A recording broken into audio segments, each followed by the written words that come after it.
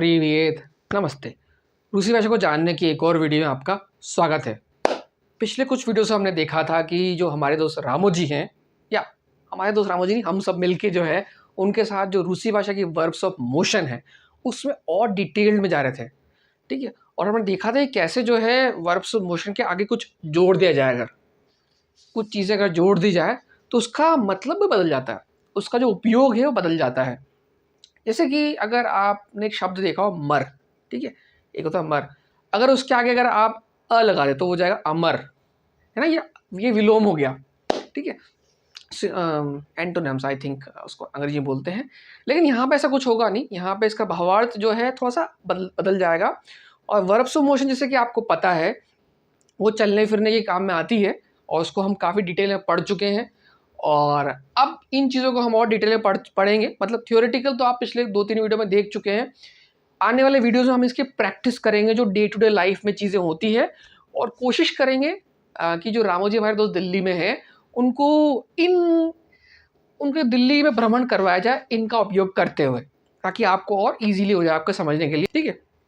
और ये थोड़े से डिफ़िकल्ट होने वाले हैं, ये सारे एपिसोड आने वाले जितने भी आएंगे हमारे, आपको डिफ़िकल्ट लग सकते हैं और कंफ्यूजिंग भी हो सकते हैं, लेकिन आपके बहुत काम आएंगे। तो मैं आपको डरा नहीं रहा हूँ ईजी है, थोड़ा नया है ना, लेकिन मज़ेदार है, ठीक है।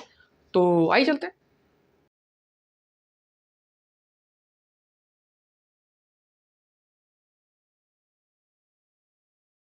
तो आखिर हम करने क्या वाले हैं, ठीक है, ये बताना ज़रूरी है। हम हर किसी जो प्रीफिक्स है जो पहले आगे लग के भावार्थ बदलता है उसको दोबारा देखेंगे। उसका जो भी ये क्रिया के साथ बदलाव होता है जहाँ पे उसको देखेंगे जो भी, और उसका ऑडियो के साथ अभ्यास करेंगे। और फिर जो अंत में सारी चीज़ें एक साथ आएगी जब रामो जी हमारे दोस्त दिल्ली जा रहे होंगे, ठीक है। तो इस एपिसोड के अंदर हम पोको देखेंगे। इस एपिसोड और आने वाले 2-3 एपिसोड के अंदर हम पोको देखेंगे। फिर व वी उ त्री प्री स पैस जो भी है और उनका जो उपयोग है कैसे डे टू डे लाइफ में होता है वो देखेंगे, ठीक है। तो आइए इसको देखते हैं इस वीडियो के अंदर, आइए। तो जो प्रीफिक्स पो होता है ना, पो जो होता है इसका मतलब होता है संभावना, है ना। और संभावना दर्शाना मतलब कि भविष्य में आप कुछ प्लान कर रहे हैं, मान लो वीकेंड प्लान कर रहे हैं ना, तो रविवार को कुछ भविष्य की संभावना है, मतलब ये है नहीं, अभी एग्जिस्ट नहीं करता है, ये बस संभावना दर्शाई जा रही है ना। तो इस तरह कॉन्वर्सेशन में जहाँ पे जाने आने की बात होगी, कुछ चलने फिरने की बात हो रही है, तो उसका इस्तेमाल हो सकता है।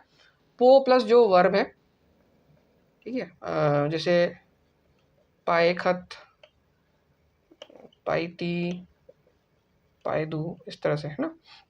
एक हो सकता है, ये तो होगा आपका भविष्य में, ठीक। और एक होता है जो आपका जो चीज़ होते हुए भी मतलब है ना, जैसे कि मैंने एक एग्जांपल दिया था आपको कि रामो जी जो है अपने कमरे में है और घड़ी देखते और कहते 9 बजे, ठीक है, अब मैं निकल रहा हूँ, है ना, घड़ी देखते मैं निकल रहा हूँ। तो मतलब वो अगर आप बाहर से देखेंगे तो मतलब रामो जी वहाँ होके भी नहीं है ना।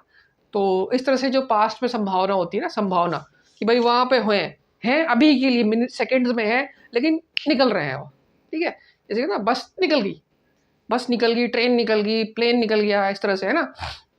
तो इस तरह से वो वाली पास्ट में संभावना होती है। इसका भूतकाल होगा ना, ये इस तरह से श्योर ना, भूतकाल में ये और भविष्य काल में इस तरह से ये होता है, ठीक है।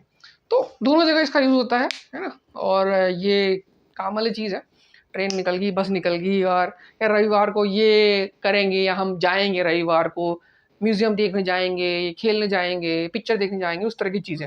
लेकिन इस तरह से जो ये पो है इसका इस्तेमाल होता है। आइए काम करते हैं, इसकी जो है एक ऑडियो के साथ प्रैक्टिस एक्टिविटी करते हैं और इसको समझने की और कोशिश करते हैं कैसे इसका जो है डे टू डे में इस्तेमाल होता है। और इस वीडियो में एक एक्टिविटी करेंगे और आने वाले वीडियो में और करेंगे, और आने वाले वीडियोस के अंदर हम ये जो बचे हुए हैं इनको भी देखेंगे, ठीक है। मुश्किल लग सकता है, चीज़ें मुश्किल हो सकती है, लेकिन जो इनका दैनिक दिनचर्या में regular day to day life में जो इस्तेमाल है वो बहुत काम आता है। सेंटेंसेस जो आएंगे बहुत काम आएंगे। तो अगर आपको समझ ना भी आए तो उन सेंटेंसेस को आप देख के इस्तेमाल कर सकते हैं, ठीक है? तो आपको ईज़ी पड़ेगा, ठीक है? आइए चलते हैं। तो देखिए हम आ गए हैं जो लेसन 32 है लर्न रशन का, ठीक है? ये प्रीफिक्स पो की बात करेगा ये, है ना? इसको देखते हैं और आइए चलते हैं इसमें। हाँ, इसका थ्योरेटिकल स्टडी तो हम कर ही चुके हैं थोड़ी बहुत, हमने कॉन्जुगेशन भी देखे थे और आने वाले वीडियोस में हम जो जितनी भी एक्सरसाइज इसकी जितनी भी एक्टिविटीज इसमें दी हुई है उसको एक एक करके देखेंगे ताकि आपको आइडिया लग जाए कि जो पो है, पो का इस्तेमाल कहाँ कहाँ होता है, किस किस तरीके से होता है। लेकिन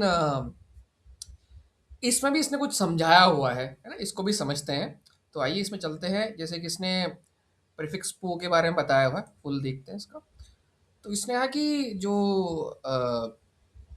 अम, जो पो होती है वो जनरली जो होती है, जैसे कि कोई चीज़ पास्ट में ऑलमोस्ट हो चुकी है घटित, मतलब इंसान जो था और नहीं है, मतलब अब कैस ये वही चीज़ है कि भाई होके भी नहीं है ना? जैसे कि यहाँ पे गिद्य इवान ऑन पोशोल व यूनिवर्सिटी, मतलब कि वो यूनिवर्सिटी के लिए निकल गया है ना? इवान का यूनिवर्सिटी के लिए निकल गया है। पापा चास नज़ार पाए ना राबो, तो हमारे पिताजी जो है 1 घंटे पहले काम के लिए निकल गए, है ना? ऐसे ही है। और अगर फ्यूचर टेंस की बात हो रही है अगर कुछ, तो फ्यूचर टेंस होता है जिसमें कि कोई संभावना नजर आती है कोई काम की, है ना? तो जैसे कि या पायदू वेचरम व थिएटर से सस्त्रोय, या पायदू वेचरम व थिएटर सस्त्रोय सशस्त्रोय, मैं बहन के साथ शाम को मतलब आज आज शाम वेचरम हाँ शाम को जा रहा हूँ थिएटर में, है ना? हम जो है मी पैदियोम नाम मोरिया, मोरिया मतलब होता है समुद्र के किनारे, लेतम मतलब ये आपको गर्मी में, ठीक है? इस तरह से। और इस तरह से आप पास्ट टेंस फ्यूचर टेंस, और ये जो है आपका ये जाने की बात हो रही है यहाँ पे, ये जो है जिसमें जैसे कि आपने कहा, मैंने कहा था ना कि यहाँ पे दो तरह की वर्ब्स ऑफ मोशन के दो ग्रुप होते हैं। एक जो चीज़ एक ही बार हुई है, एक जो चीज़ कई बार होगी, है ना? अब जो चीज़ कई बार होने वाली है ना? उसका जनरली जो इस्तेमाल होगा वो प्रेजेंट टेंस में होगा। और जो चीज़ एक बार होगी या होती होगी, हो चुकी है या होगी या होती है, उसको जनरली आप पास्ट या फ्यूचर टेंस में इस्तेमाल करेंगे, जो अगर वर्ब्स ऑफ मोशन का इस्तेमाल करें प्रीफिक्स के साथ। तो ये स्टैंडर्ड चीज़ है, जो वर्ब्स ऑफ मोशन की प्रीफिक्सेस आती हैं वो इस तरह से होती है कि भाई प्रेजेंट टेंस में उन चीज़ों का इस्तेमाल होता है जो बार-बार होगी। पास्ट और फ्यूचर टेंस में उन चीज़ों का इस्तेमाल होता है जो एक ही बार होगी। तो यहाँ पे जो एक्टिविटीज़ दी हुई है उसके साथ भी यही चीज़ है, ठीक है? अब यहाँ पे इसने और भी जो है ना बताया हुआ, इनका मीनिंग्स क्या है, ठीक है? ना ये है आपका इदीत्य, मतलब होता है आपका एक बार, खदीज मतलब कई बार, है ना? तो एक एक बार कई बार का जो इन्होंने जो है मीनिंग बताया हुआ है। अब चाहे इसको हम देख सकते हैं, है ना? जैसे कि ऑन निम्नोगा पाखदिल पो कोमनातिया इस सेल, वो निम्नोगा पाखदिल मतलब निम्नोगा था कुछ समय के लिए, छोटा सा, है ना? कुछ समय के लिए गया फिर आया, गया आया, इस तरह से, ठीक? बार बार एक्टिविटी होनी चाहिए। यहाँ पे जो एक्टिविटी वो एक बार हो रही थी, है ना? एक बार हो रही थी उस तरह की, और ये जो हो रही है इस तरह से हो रही है। और यहाँ पे मेरे ख्याल से इन्होंने कॉन्जुगेशन बताया है ना? इदीतिर खदीदी का खदीद ग्रुप का, ये पैदल वाली है, ये गाड़ी वाली है, ये आपकी मेरे ख्याल से उड़ने वाली है, और ये तैरने वाली है। 4 तरह की वर्ब्स ऑफ मोशन होती है, उनके अलग-अलग फॉर्म दे रखे हैं, ठीक? इस तरह से तो क्या होता है कि जो प्रेज़ेंट टेंस है उसमें जनरली आपके ये खदीद ग्रुप की वैल्यू आएगी, और पास्ट और फ्यूचर में इदिति ग्रुप आएगा, क्योंकि ये इदिति जो ग्रुप होता है वो आपको एक बार जो चीज़ होती है उसके बारे में बताता है, और खदीद मतलब होता है कई बार, ठीक है? अब इसमें ज़्यादा कुछ बताने का है नहीं, आप चाहे तो इसको देख सकते हैं अपने से, इसको ट्रांसलेट करके हिंदी में बना सकते हैं। और इसके डिटेल में मत जाइए, क्योंकि अगर हम डिटेल में जाना शुरू कर देंगे तो ये बहुत कन्फ्यूजिंग हो सकता है। अगर आपको ग्रामर का एग्ज़ाम देना हो और आपको डीपर मीनिंग जाना हो तो ठीक है, नहीं तो जब इसकी हम प्रैक्टिकल एप्लीकेशंस देखेंगे, जब इसकी एक्टिविटीज़ करेंगे तो आपको काफ़ी आइडिया लग जाएगा कि कहाँ कैसे इसका इस्तेमाल होता है, ठीक है? तो वो आपके लिए जानकारी के लिए अच्छा रहेगा, क्योंकि अल्टीमेटली हमें तो जो है इसका प्रैक्टिकल इस्तेमाल देखना है, ना कि जो थ्योरेटिकल आई है। थ्योरेटिकल तो हम समझ गए हैं इसका, ठीक है? तो मेरे ख्याल से इसमें इतना काफ़ी है, मतलब ज़्यादा कुछ बताने के लिए है नहीं, ये चीज़ हम पढ़ चुके हैं, मैंने आपको पूरा बता दिया है ना? इसकी जो एग्ज़ाम्पल्स हैं वो आप देख सकते हैं, ठीक है? तो काफ़ी है, ठीक है? तो देखिए इसको, अगर आपको कुछ कन्फ्यूज़न हो तो पढ़ लीजिए, है ना? ट्रांसलेट कर लीजिए, और जो मैंने समझाया उतना काफ़ी होना चाहिए, नहीं तो हम जो प्रैक्टिस करेंगे आने वाले वीडियोज़ में उससे आपको क्लियर हो जाएगा, ठीक है?